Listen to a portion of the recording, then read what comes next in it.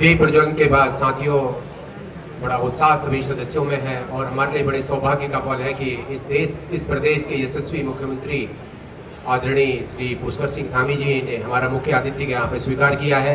अब इसके तुरंत पश्चात साथियों माननीय मुख्यमंत्री जी के पास समय का थोड़ा सा अभाव है।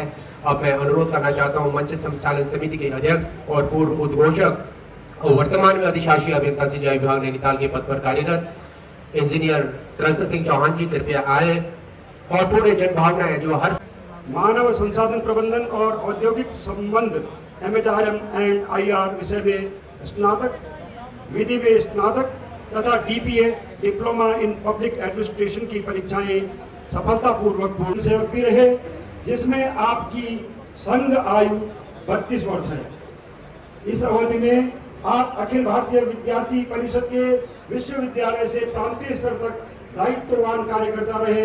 कार्यालय सद्भावना भवन की सेवा में प्रस्तुत समस्या और मांग पत्र उत्तराखंड डिप्लोमा इंजीनियर महासंघ के एकादश द्विवार्षिक महाधिवेशन की खुले सत्र की अध्यक्षता कर रहे महासंघ के प्रांतीय अध्यक्ष इंजीनियर हरीश चंद नौटियाल जी, मुख्य अतिथि श्री पुष्कर सिंह धामी जी, माननीय मुख्यमंत्री उत्तराखंड सरकार, अति विशिष्ट अतिथि श्री विनोद चमोली जी, माननीय विधायक उत्तराखंड विधानसभा, विशिष्ट अतिथि श्री आनंद वर्धन जी, अपर मुख्य सचिव उत्तराखंड शासन, समस्त अतिथिगणों, महासंघ के पदाधिकारीगणों, घटक संघ के पदाधिकारीगणों, विभिन्न कर्मचारी संगठनों के पदाधिकारीगणों, पत्रकार बंधुओं एवं महासंघ में प्रदेश के विभिन्न क्षेत्रों से पधारे डिप्लोमा इंजीनियर बंधुओं एवं बहनों, सर्वप्रथम एकादश महाधिवेशन की पावन बेला पर आप सभी का स्वागत एवं अभिनंदन करते हैं।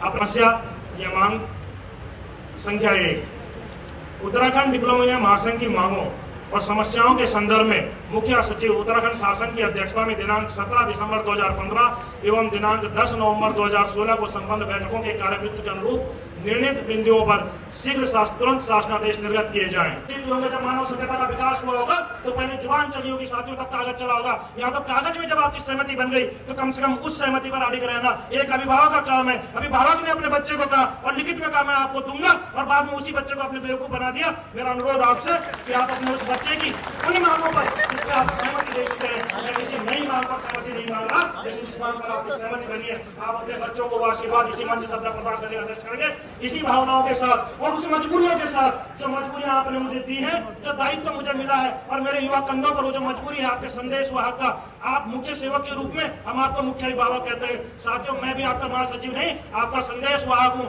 जो संदेश वाहक का दायित्व आपने मुझे दिया है उस दायित्व के साथ और जो वादे मैंने आपसे किए इन 3 सालों में उन दायित्व बोध के साथ में अपने दायित्व को निभाने का प्रयास करूंगा। मैं आगे बढ़ने का प्रयास करता हूँ, मैं आपकी भावनाओं को अपने अभिभावक तक पहुंचाने का प्रयास करता हूँ। साथियों आपने कहा था मेरी भावनाएं मेरे आंखों से अश्रु के रूप में गाल नहीं सुनेंगी, भले ही मेरा गला भर रहा सकता है, लेकिन मैं माननीय मुख्यमंत्री जी से अनुरोध करूंगा कि ये वो बच्चे हैं आपके जो 60 साल की अधिवस्था आयु तक नौकरी करते हैं और उसके बाद 1 लाख रुपए की वेतन के बाद 400 रुपए की पेंशन पाते हैं।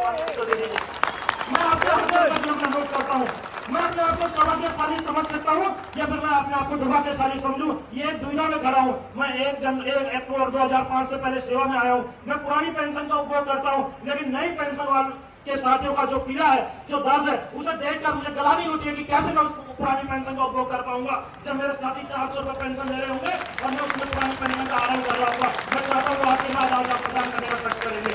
मैं तमाम शासन प्रशासन और प्रशासकीय शक्ति आपके अधीन है। मुझे ध्यान आता है वो पहलू जब एक साथी हमारा असामयिक मृत्यु को काल में चला गया, एक ऐसा व्यक्ति जो राजनीतिक अधिकारी की सेवा में कर रहा हो और जब वो जो असामयिक मृत्यु का काल में चला गया हो और आज जिसके घर में खाने की भी लाले हैं, आप अगर हमें समय देंगे, अगर हमें वो समय आपसे प्राप्त हो तो निश्चित तौर से भावनाओं के आपके बीच में रखेंगे। लेकिन उनका सार केवल इतना है कि हम आपसे कोई नई मांग नहीं करते, जो हमारे अभिभावकों ने हमें दिया था कहीं रास्ते में वो गिर गया है, बस उसी की प्रतिपूर्ति आपसे चाहते हैं। हम कोई नई पेंशन नहीं मांग रहे, हम पुरानी पेंशन की बहाली का आपसे अनुरोध करते हैं। और इस बात से कोई दो राय नहीं कि जिस राजनीतिक पार्टी ने आपके नेतृत्व की क्षमता को पहचाना है, इस प्रदेश की जनता ने आपके नेतृत्व की क्षमता को सलाम किया है, तो निश्चित तौर से अब जबकि ये विषय उस विरोधाभास से निकल चुका है कि राज्य या प्रदेश का या केंद्र का विषय है, तब चूंकि राज्य का विषय है तो मेरा अनुरोध कि आज इस मंच से आप ऐसी कोई घोषणा करके जाएंगे, क्योंकि ये मंच आज आपको शक्ति देता है। और मैं अनुरोध करता हूँ कि अपने बच्चों के सामने आप एक ऐसी घोषणा करके जाएंगे कि पूरे प्रदेश के कार्मिकों में उसका एक व्यापक सकारात्मक प्रचार प्रसार जाएगा। मैं आगे बढ़ने का प्रयास करता हूँ। का सक्षम स्तर प्रश्नवाचक चिन्ह, अगर कोई प्रश्न मुख्य सचिव इस बात को फाइल में लिखता है तो निश्चित रूप से ये उनकी फ्रस्ट्रेशन जाहिर करती है। आने वाले मुख्य सचिव अगर इस तरह से तमाम व्यवहार अधिकारियों के साथ होगा तो कोई जिम्मेदार अधिकारी शासन की तरफ से क्यों समझौता करेगा, इस बात पर प्रश्न चिन्ह लगाना बहुत उचित नहीं रहेगा। मेरा विनम्र अनुरोध कि शासन में जो जिम्मेदार अधिकारी को समझौते हैं उनका क्रियान्वयन होना चाहिए। दूसरी मांग हमारी है साथियों कि सारे जो घटक संघ विभिन्न उत्तराखंड अधिकारी कर्मचारी समन्वय समिति, जो हमारा मांग पत्र आपने डिप्लोमेट्स का देखा होगा, उसमें अधिकांश मांगे चाहे वो 10, 16, 26 दिन प्रोन्नत वेतन मान की हो, चाहे सेवाओं के तदर्थ की सेवाओं को जोड़े जाने की हो, चाहे राज्य स्वास्थ्य योजना HGSS की हो, चाहे कोई अन्य मांगो कॉमन मांगे हैं। मेरा मुख्यमंत्री जी से अनुरोध, आचार संहिता से पहले उत्तराखंड अधिकारी कर्मचारी समन्वय समिति की बैठक उनके साथ हुई थी और उन्होंने पूर्ण आश्वासन दिया था और उन्होंने अधिकृत किया था माननीय आनंद वर्धन जी को कि आप इनकी समस्या सुने, और माननीय आनंद वर्धन जी ने बहुत गंभीरता के साथ सुना था। तो मेरा विनम्र अनुरोध कि इससे उसका क्रियान्वयन सुनिश्चित किया जाना चाहिए, ऐसा मेरा विनम्र अनुरोध है। साथियों, बहुत अधिक समय नहीं लेना चाहूंगा।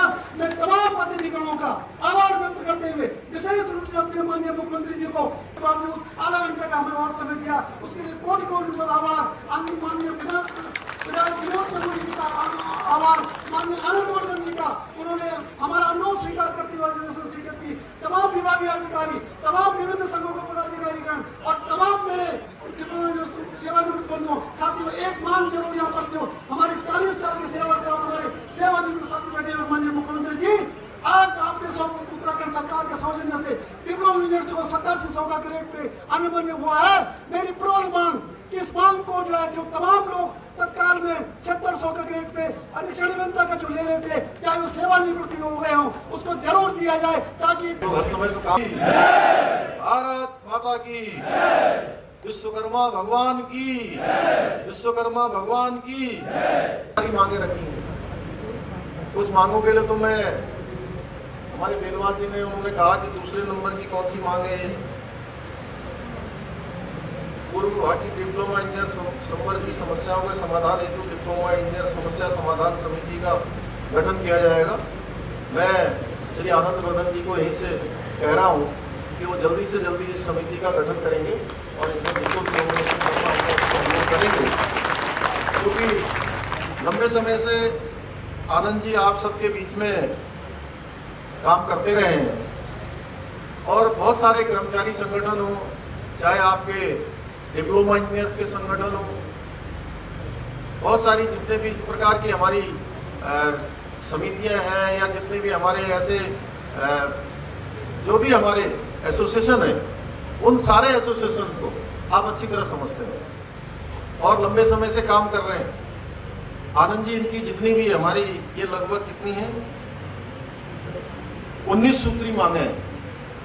इनकी सभी 19 सूत्री मांगों पर वार्ता करके इनका जो भी समाधान हो सकता है। ये मैं नहीं कह रहा हूं कि 19 के 19 का समाधान होगा, क्योंकि अभी पिछले दिनों अगर आपको याद हो तो हमने ऊर्जा विभाग के साथ भी हमने इस प्रकार की बैठक करी थी। ऊर्जा विभाग के लोगों ने बीच में आंदोलन कर दिया था चुनाव से ठीक 2 महीने पहले, तब आचार संहिता लगी हुई नहीं थी और उन्होंने कहा हम चक्का जाम करेंगे, 5 तारीख 6 तारीख से पूरी बिजली की कटौती कर देंगे, बंद कर देंगे, सारा तालाबंदी कर देंगे। तो हम उनकी बात सुनते रहे। कई दिन बीत गए, बीतने के बाद मैंने कहा भाई कम से कम वार्ता तो करोगे। वार्ता के लिए वो लोग आगे आए, हम लोग भी वार्ता के लिए बैठे और वार्ता के लिए जब हम बैठे तो आनंद जी कितनी मांगे? 12 थी ना, 12 मांगे थी उनकी और 12 में से 7-8 का समाधान हो गया जब हम लोग बैठे। सरलीकरण का मंत्र, यानी कि सभी चीजों को सरल करना है। मैं आप लोगों से भी अनुरोध करूंगा, क्योंकि आप लोग हमारे उत्तराखंड के निर्माण करता है। एक तरह से मैं कहूंगा कि हर क्षेत्र में, जैसा अभी आदरणीय विनोद भाई कह रहे थे कि आप लोगों के ऊपर बहुत बड़ी जिम्मेदारी है, तो आप लोगों का योगदान किसी से कम नहीं है। हर क्षेत्र में आपका योगदान है।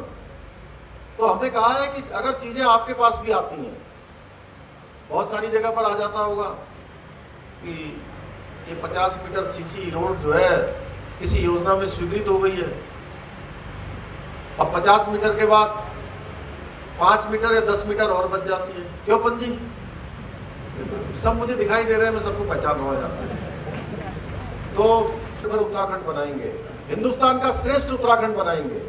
उसकी हमने शुरुआत की है। अभी नई सरकार के गठन होते हमने कुछ संकल्प लिए थे।